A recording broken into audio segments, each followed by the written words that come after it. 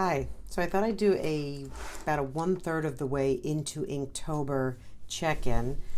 Today the prompt is cruel, and I'm doing an animal theme, and I was going alone.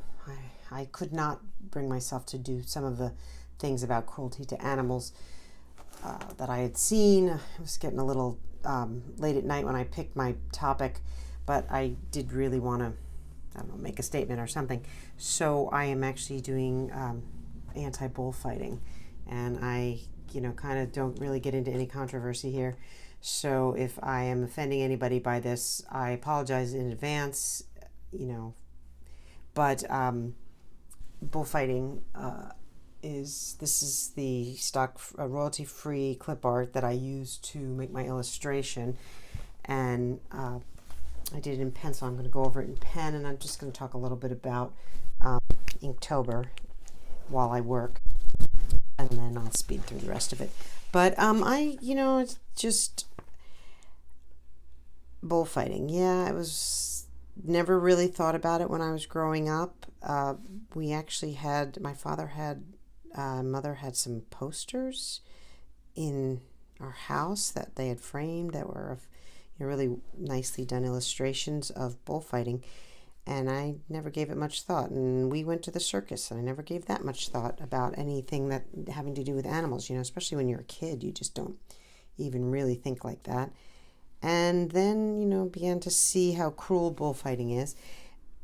And we actually had a foreign exchange student come and stay with us, and he was from Spain, and he was a great kid, but he, talked a little bit about bullfighting and how cruel it is in his country. So yeah, that's what I chose as my topic. All right, so let me talk a little bit about Inktober. It is day 11, and I sketched this out earlier one evening. So keeping up with Inktober can be challenging, definitely. I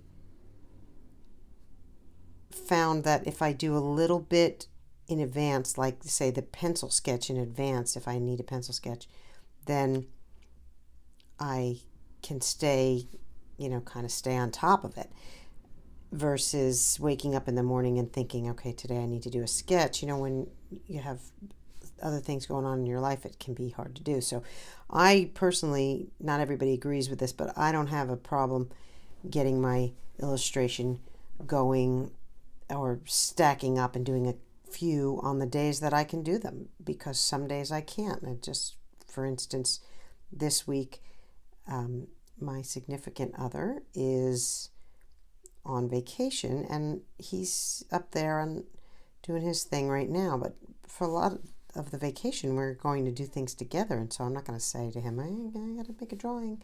So for a challenge that I imposed upon myself that has really, no one I have to answer to. So yeah, so that's the first thing I would say, is that I feel that you do what works for you. So for me, working in advance really helps me stay with it.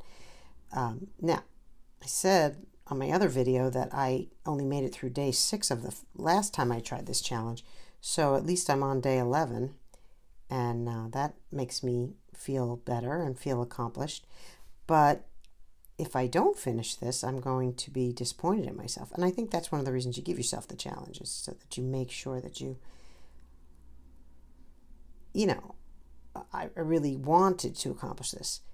So that's the challenge, and I gave it to myself, and nobody else cares if I finish it, but I care. So it is helpful in that respect. The bad things, besides the fact that you have pressure to finish, is that you I spaced out. So while I'll probably fast forward through this. If I can't think of it, I was going to say one of the bad things. Oh, probably for me, the worst part of this is that inking is not necessarily my medium. I really have been focused on watercolor for since I started this channel, and actually before that, when I really began to teach myself how to do watercolor.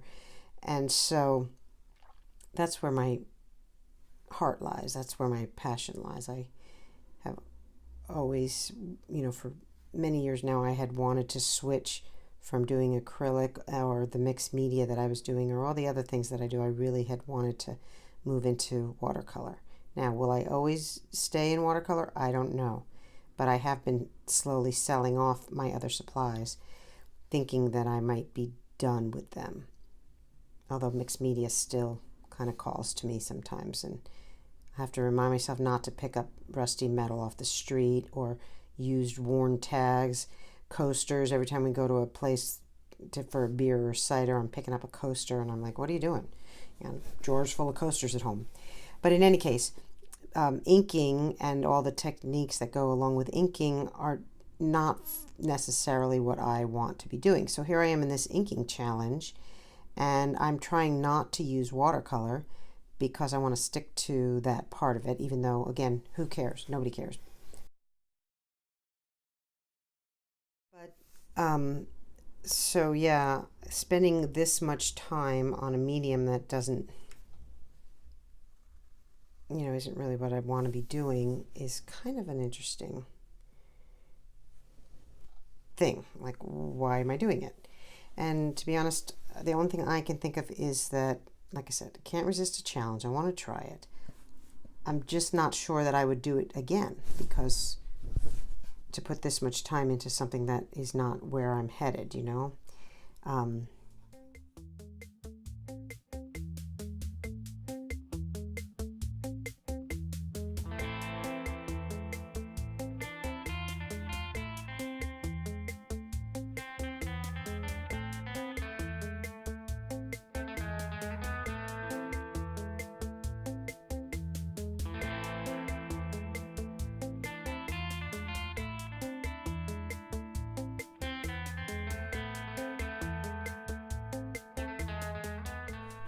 All right, to wrap this up, I am going to just, rather than make this bowl black, which is generally the color of the bowls, in fact, I think it's almost always the color of the bowls they use in a bullfight, I'm actually just going to make a couple of the shadowy areas dark. That is another thing, you know, I'm talking about what this inking versus watercolor. For me, I do not want to take the time to ink this whole thing. I would like to go on and just, frankly, watercolor the whole thing in and go on to the next part of my life. So that is one of the things that makes me think I probably won't do this again next year, but I'm determined to finish it this year. So I said I wasn't going to film any more on my last video, but I think what I'll do is do like a flip through on the last day or after I finish the last prompt. Thank you for watching, and see you next time.